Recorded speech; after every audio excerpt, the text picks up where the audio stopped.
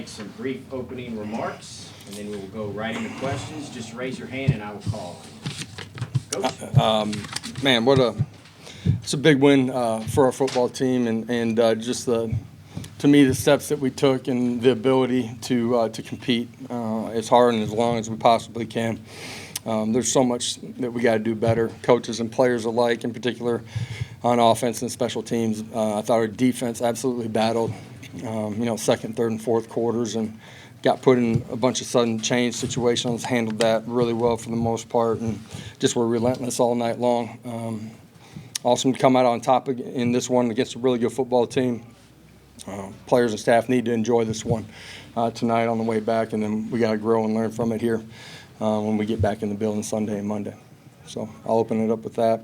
Let me just say this too. Just for our fans that traveled here, the amount of orange that was inside of that stadium, and in particular in the game that's honoring Coach Majors too. That was awesome to see, and players and staff and myself appreciate the efforts that our fan base makes. We'll start with Adam, then go to Joe. Josh, what can you say about Trey Flowers, the mistake late, and then making the big sack there in overtime? Dan, he has grown so much, and you can see that in the way he physically looks, how he approaches every day, and then that shows up in the way that he plays. And it doesn't mean that we're going to play perfect. This game ain't ever going to be perfect, but to be able to reset after that play, the look in his eyes, the defense got back in the huddle.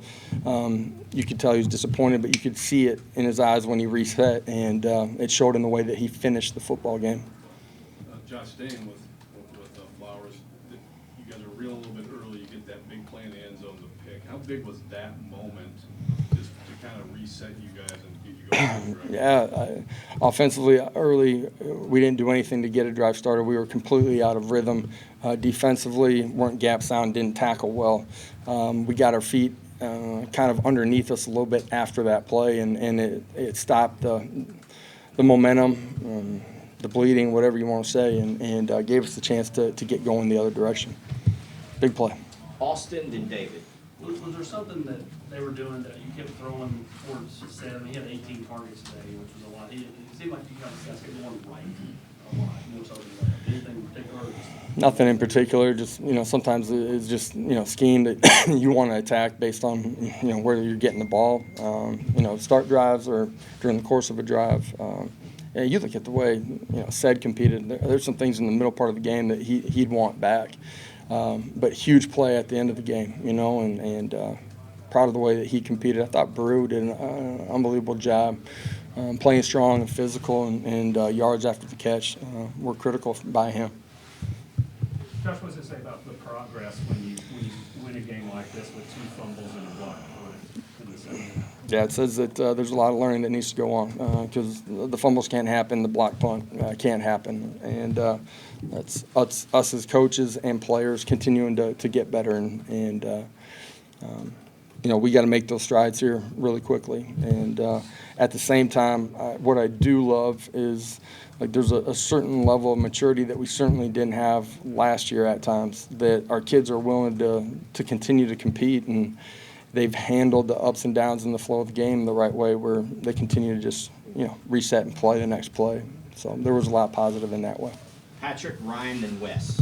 Coach, a couple things in the second half of the offense. What was the reason for some of the struggles? Was it what they were doing? You guys not executing it? I think the defense had 25 pressures. It was an ESPN stat, most like 10 years. What can you say about the way that played? Defensive effort, just in general, absolutely relentless.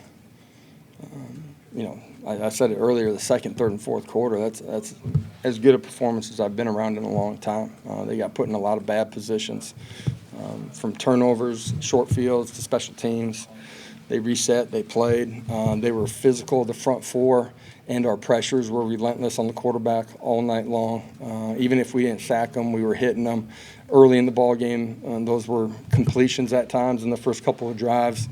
I heard Coach Banks, Coach G, and I said it too. Just keep coming. You're going to get home here eventually. And I thought the overall effort from them was special. How do you assess Hendon's performance tonight? A lot of positives. I thought we were just a little bit off. He was a little bit off early in the football game, pitching and catching it. The way we attacked them early, didn't feel like we could just line up and run the football right down the middle of the football field on them, and I didn't think we executed the pitch and catch very early, some of the blocking on the perimeter screens. As the game went on, I thought we handled it better. We struggled at protections that time. We turned it over on 3rd and short. Like, we just never got going in the third quarter. We have to be better on the offense side of the football to play all 3 phases together during the second half. How much better is Aaron Beasley than he was last year, and what's like for that? Yeah, different player. I think he had a full off season and really bought in, and his mental and physical maturity is so much different than it was a year ago. His movement skills are completely different because he's transformed his body. Year 2 in our system has a much better understanding, and so his keys are taking him to play, and he's not thinking, he's anticipating and seeing and reacting extremely quickly, and because of all of those factors, he's playing the game in a different way than he did a year ago. Austin and Joe. Can you talk about Kamal Haddon's performance tonight? Josh, he made quite a few plays for you guys in his first start. Yeah, he did. I thought he played really well throughout the course of the evening. Contested plays, batted balls down on the cross-country route. Did a really good job in a lot of man-to-man situations, and without seeing it, I would say probably one of his best complete games, start to finish, that he's had here. And we're going to continue to need that from all those guys, but certainly him at the corner position. Yeah, Josh, with both those guys, and then also guys like Harris and Walker coming to make big plays, are you seeing some more depth and some guys on defense who are maybe giving you a different look and a chance to have a higher ceiling this year? I do think we have more depth. You're going to need all of them as the year goes on. Just is inevitably, this physical game in this league, guys get nicked up. You're going to need all of them. But when they're healthy, it gives us the ability to rotate more, play with more depth, let your kids play harder for longer, and when it's time to get a fresh body in there, we're able to do that. That's true in the second level. You talked about the star position. It's true up front too, which leads to our ability to be relentless and play the way that they did, snap in and snap down. David, then Adam.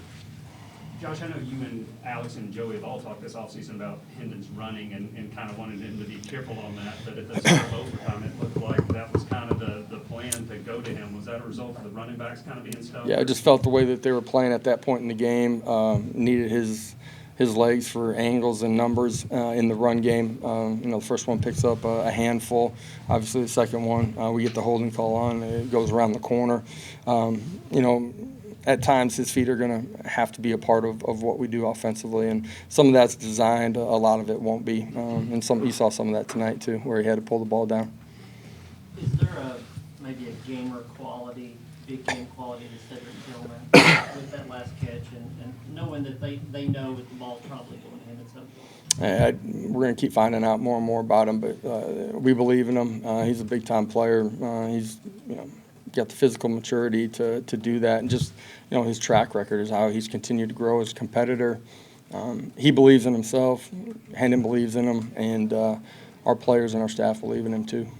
Eric, Austin, and Wes. Does the growth, like in maturity with your football team, kind of help win games like today with the ups and the downs and the flows, resiliency factor? Yeah, a year ago, a game like this, not just some of the things that we did playing, but the ups and downs, I don't think we would have handled it in the way that we would have needed to be able to come out on top, to just keep playing. And we're far from being a finished product. We got a long ways to go. Coaches and players alike to keep getting to where we're capable of being. But the growth of maturity and the competitiveness, man, it's so different than when we first took over. I told the guys in the locker room, I'm really proud of, this shows some of the things that we've been talking about and shows their growth. I'm proud of them. You look around college football, App State wins at Texas A&M, Marshall wins at Notre Dame. It's winning on the road is Right. hard. Is that one of the big takeaways you have from this? Just no matter, it's easy to look at the mistakes we made, but a win's a win. Yeah, this is a good football team. We knew that going into it, and they're well coached and big, strong, and physical. Every time you step on the field, man, they got 85 scholarships and they got good coaches too, and so you don't take any of it for granted.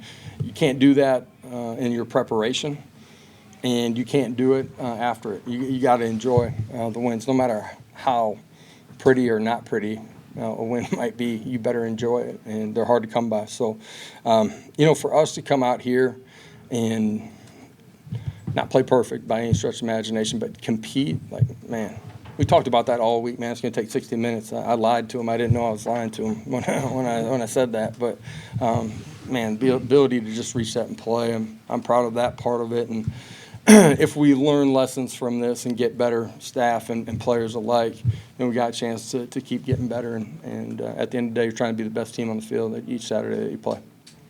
Wes? Josh, I'm sure there's probably not a simple answer for this, but in terms of how you get a team from when you inherit it to becoming a team that can kind of get through a game like this and win it, where so many things go wrong and they could have turned the thing around, but they come back and win it and they maybe wouldn't have last year. How do you build that sort of thing, culture in a program? Hey, you start by having an open dialogue with them, man, and being transparent about, what we're about and where we're going.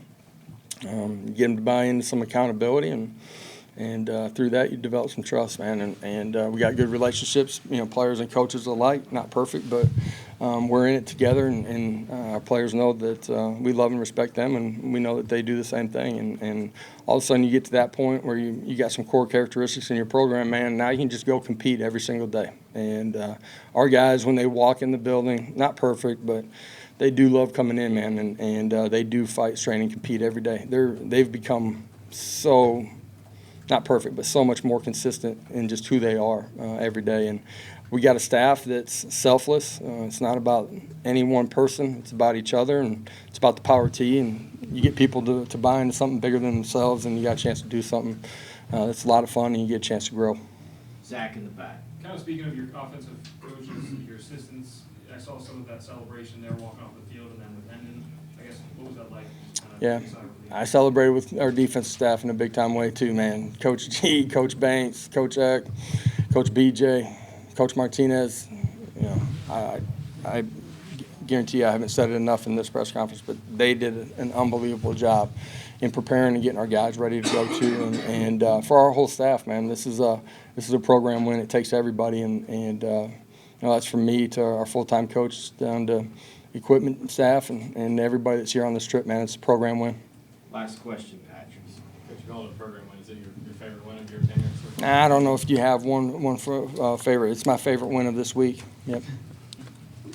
All right, we'll have players shortly outside. All right. You guys have a great one, man. Appreciate it. Thank you.